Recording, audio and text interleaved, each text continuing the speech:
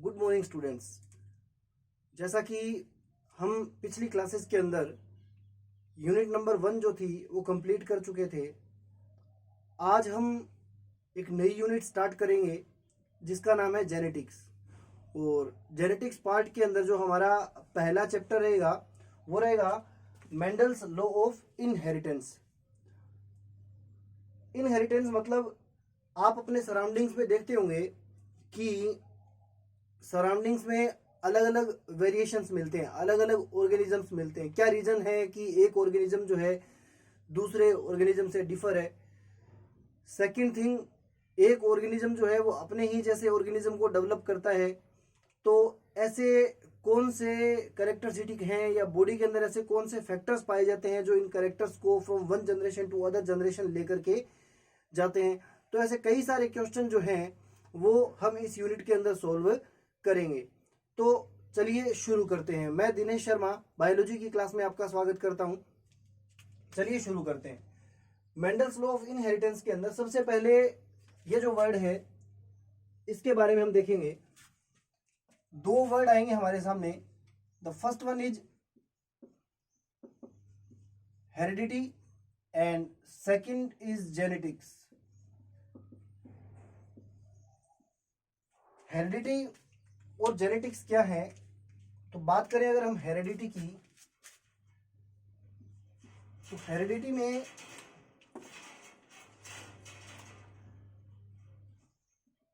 एक ऑर्गेनिज्म है और इस ऑर्गेनिज्म में मैनी ऑफ क्वांटिटी कैरेक्टर्स मिलते हैं। लाखों की संख्या में आपको क्या मिलेंगे, अलग अलग टाइप के कैरेक्टर्स मिलेंगे। इन कैरेक्टर्स में से कुछ स्पेशल कैरेक्टर्स होते हैं जो कि जनरेशन टू जनरेशन ट्रांसफर हो सकते हैं। मतलब एक जनरेशन से दूसरे में, दूसरे से तीसरे में, तीसरे से चौथे में।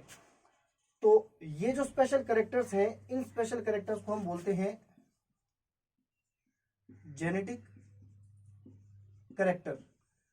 तो हेरिडिटी मींस जेनेटिक कैरेक्टर्स का one generation to other generation transmission heredity कहलाएगा। हेरिडिटी जो वर्ड है वो दिया था स्पेंसर ने। तो हेरिडिटी जो वर्ड है वो स्पेंसर के द्वारा दिया गया था। बात करें अगर हम जेनेटिक्स की, तो जेनेटिक्स जो वर्ड है वो दिया गया था बैटसन के द्वारा। जेनेटिक्स जो वर्ड है वो दिया गया था बैटसन के द्वारा। और जेनेटिक्स क्या है? जेनेटिक्स साइंस का एक ब्रांच है जिसके अंदर हम हेरिडिटी, इससे रिलेटेड रूल्स, इससे रिलेटेड डिजीज, इसके diagnosis,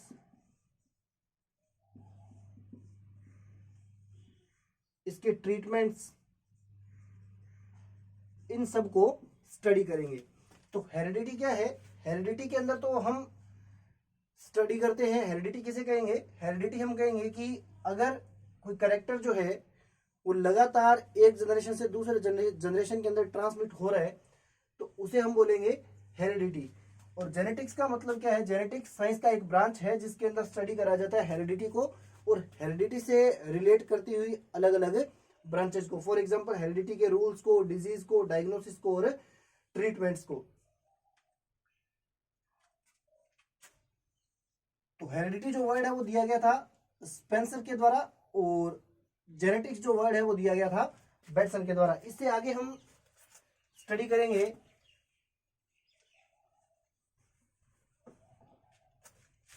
the father of genetics. The father of genetics, the father of genetics कहा जाता है मेंडल को। मेंडल का पूरा नाम जो था वो था ग्रेगर जॉन मेंडल। एक्चुअल में बहुत सारे साइंटिस्ट थे जिन्होंने मेंडल से पहले भी अपने एक्सपेरिमेंट करने की कोशिश की थी, जेनेटिक्स पे, for example night and goes, लेकिन किसी रीजन से ये सक्सेस नहीं हो पाए। तो पहले जो सक्सेसिव एक्सपेरिमेंट थे जेनेटिक्स पर, वो प्रूफ किए गए थे मेंडल के द्वारा। इसीलिए ग्रेगर जॉन मेंडल को द फादर ऑफ जेनेटिक्स कहा जाता है। मेंडल ने अपने जितने भी एक्सपेरिमेंट थे उन सबको experiment on plant hybridization, experiment on plant hybridization नामक मैगजीन के अंदर, मतलब इस नाम की एक मैगजीन थी, उस मैगजीन के अंदर अपने जितने भी एक्सपेरिमेंट थे उन सब एक्सपेरिमेंट के रिजल्ट्स को लिख करके, और उसे जहां मेंडल काम करता था एक जगह थी ऑस्ट्रिया, और ऑस्ट्रिया की एक सिटी थी ब्रून, और ब्रून के अंदर जहां मेंडल काम किया करता था ब्रून सोसाइटी ऑफ नेचुरल हिस्ट्री, इस सोसाइटी के अंदर मेंडल ने अपने इन एक्सपेरिमेंट्स को या इस मैगजीन को सबमिट करवा दिया। एक्चुअल में मेंडल ने अपने जितने भी एक्सपेरिमेंट किए थे वो किए थे 1857 टू 1865, मतलब ये जो टाइम पीरियड था 1857 से लेकर के 1865 तक का, इस टाइम के अंदर मेंडल ने अपने सारे के सारे एक्सपेरिमेंट जो है वो कंडक्ट किए थे। लेकिन इस टाइम पीरियड के दौरान मेंडल के एक्सपेरिमेंट को उतना फेम नहीं मिल पाया जितना मिलना चाहिए था। कारण ये था क्योंकि आपने 11th क्लास के अंदर जो इवोल्यूशन चैप्टर था उसके अंदर आपने डार्विनिज्म थ्योरी पढ़ी होगी, डार्विनिज्म, और चार्ल्स जो डार्विन थे वो नेचुरल सिलेक्शन थ्योरी पर काम कर रहे थे उस टाइम। तो जितने भी साइंटिस्ट थे या इस एक्सपेरिमेंट से जुड़े हुए, या मान लीजिए ये जो टॉपिक था कैरेक्टर्स का एक जगह से दूसरी जगह जाना या किस तरह से ऑर्गेनिज्म डेवलप होता है, तो उस टाइम 1857 टू 1865 ये सेम टाइम पीरियड था दोनों का, तो दोनों एक ही टॉपिक को लेकर के एक्सपेरिमेंट कर रहे थे। तो मैक्सिमम ऑफ जो साइंटिस्ट थे उनका ध्यान जो था वो डार्विनिज्म पे था। इसी वजह से मेंडल के जो एक्सपेरिमेंट थे वो इतना फेम नहीं हो पाए, या इतना मतलब लोगों के सामने शो ऑफ नहीं हो पाया जितना एक्चुअल में होना चाहिए था। क्योंकि जितने भी लोग थे या जितने भी साइंटिस्ट थे जो इस फील्ड से जुड़े हुए थे उन सब का जो ध्यान था वो नेचुरल सिलेक्शन थ्योरी की ओर था। इसी टाइम पीरियड के बाद में, कुछ टाइम के बाद में मेंडल की डेथ हो जाती है, और डेथ होने के बाद में after 34 years, after 34 years approximate 1900 सन 1900 के अंदर तीन साइंटिस्ट जो अलग अलग शहरों में अलग अलग सिटीज के अंदर बैठ करके एक्सपेरिमेंट कर रहे थे, जिनकी स्टडी करते हैं अभी हम डिस्कस करेंगे उनके बारे में। मैं नाम लिख देता हूं यहां। एक साइंटिस्ट थे हॉलैंड के, नाम था ह्यूगो डिवरीज। एक थे जर्मनी के, नाम था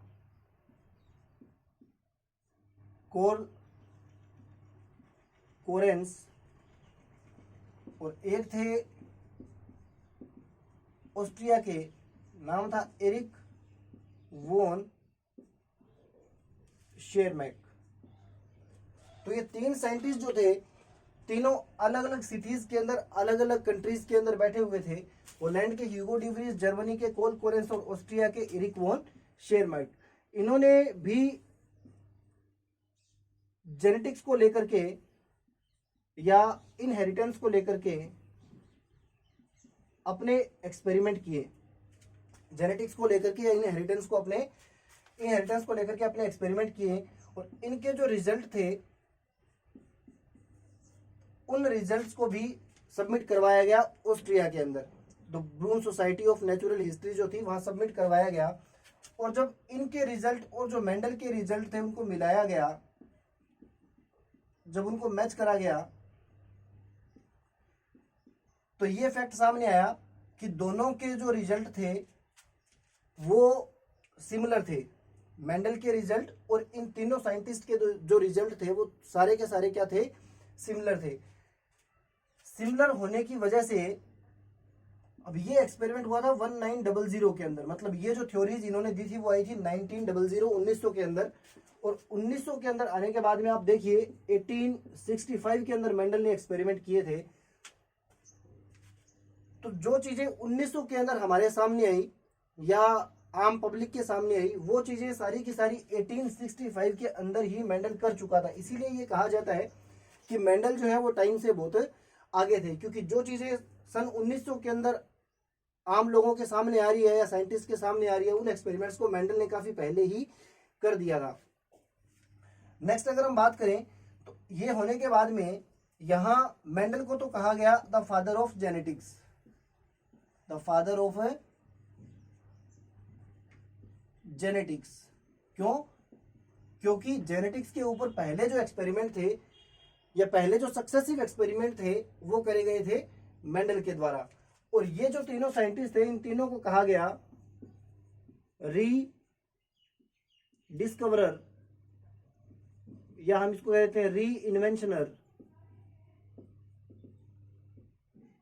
ऑफ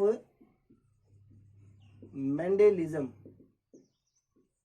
क्योंकि इन्होंने मेंडल के ही नियमों की खोज दोबारा की थी, इसीलिए इनको रीडिस्कवरर और री इन्वेंशनर ऑफ मेंडलिज्म कहते हैं। नेक्स्ट हम बात करेंगे कि भी मेंडल ने किस ऑर्गेनिज्म को लेकर के अपने एक्सपेरिमेंट किए। तो मेंडल ने अपने जितने भी एक्सपेरिमेंट किए वो किए मटर पर, यानी कि गार्डन पी पर। मेंडल ने अपने एक्सपेरिमेंट के लिए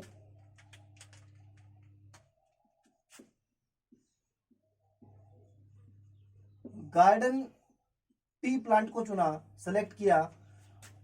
बोटेनिकल नेम होता है इसका पाइसम सेटाइवम, पाइसम सेटाइवम। क्या रीजंस थे कि मेंडल ने इसी प्लांट को चूज किया, गार्डन पी को ही क्यों सेलेक्ट किया, उसके बारे में हम स्टडी करते हैं।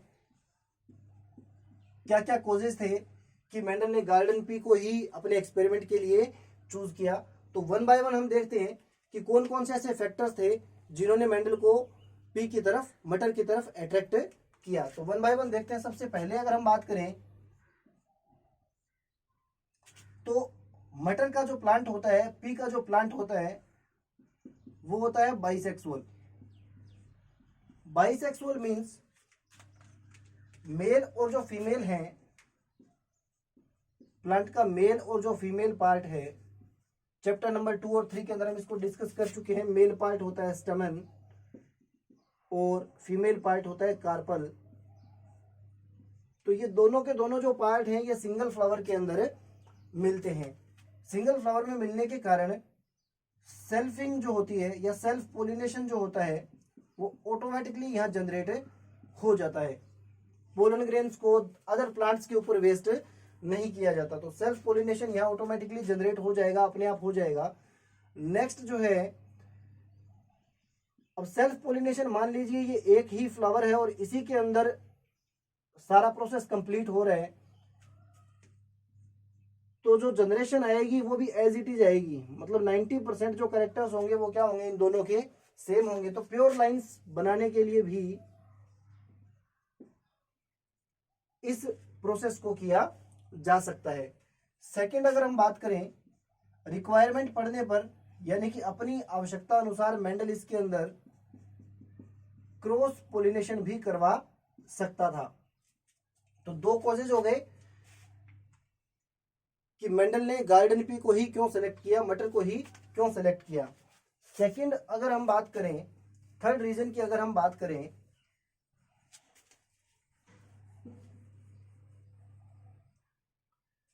थर्ड रीजन की अगर हम बात करें तो थर्ड में ये है कि मटर का जो प्लांट है वो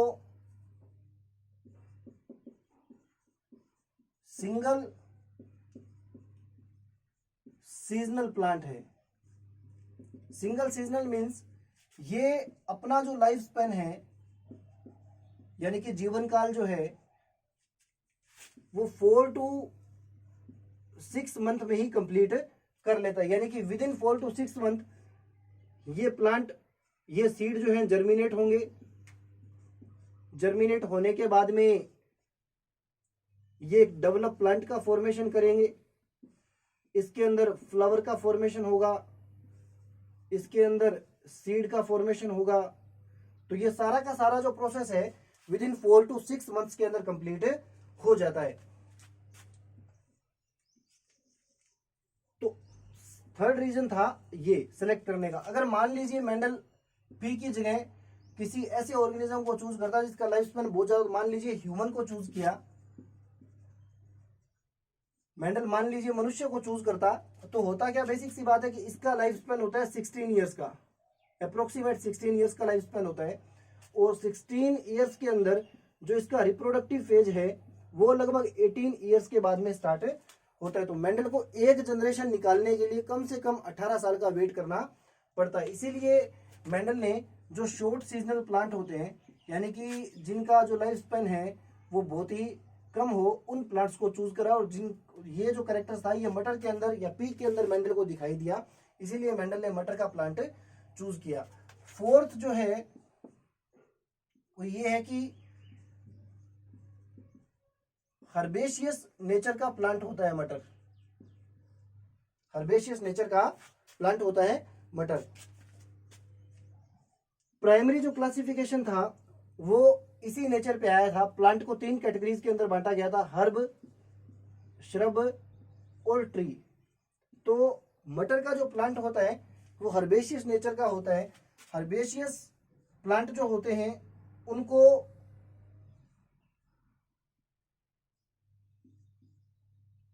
ज्यादा एरिया का रिक्वायरमेंट नहीं होता, मतलब इनको हम आसानी से कहीं भी लगा सकते हैं। फॉर एग्जाम्पल हम इन्हें गार्डन में लगा सकते हैं, हम इन्हें रूफ टॉप पे लगा सकते हैं, छत के ऊपर लगा सकते हैं। तो ज्यादा एरिया नहीं घेरता था ये। तो मेंडल को अपने एक्सपेरिमेंट करने के लिए ज्यादा एरिया की जरूरत नहीं थी, इसीलिए मेंडल ने इस प्लांट को चूज करा, क्योंकि इसको बहुत ही कम एरिया चाहिए था लगाने के लिए। और फिफ्थ अगर बात करें तो फिफ्थ पॉइंट के अंदर हमें देखने को मिलता है कि अदर जो प्लांट्स थे उनके कंपैरिजन में मटर के अंदर वेरिएशन जो थे वो बहुत ज़्यादा थे। मतलब इतने अमाउंट के अंदर जो वेरिएशन है वो किसी प्लांट के अंदर मेंडल को दिखाई नहीं दिए जितने गार्डन पी के अंदर दिखाई दिए। फॉर एग्जांपल अगर हम हाइट की बात करें तो मेंडल को मटर के अंदर 2 टाइप के प्लांट दिखाई दिए, for example toll and dwarf. Second अगर हम बात करें सीड की तो 2 कलर के सीड दिखाई दिए, येलो एंड ग्रीन। फिर अगर हम बात करें फ्लावर की तो फ्लावर भी 2 टाइप के मिले, एक वो जिनकी पोजीशन टर्मिनल थी और एक वो जिनकी पोजीशन एक्साइल थी, मतलब एक्सिस पे लगते थे। तो इस तरह से मेंडल को काफी सारे कैरेक्टर्स दिखाई दिए, काफी सारे वेरिएशंस दिखाई दिए जिसने मेंडल को अपनी तरफ अट्रैक्ट किया। तो ये कुछ मेन कॉजेस थे जिनकी वजह से मेंडल ने मटर के प्लांट को सिलेक्ट किया। आगे की जो स्टडी है या आगे का जो टॉपिक्स है वो हम करेंगे अगली क्लास के अंदर। Thank you.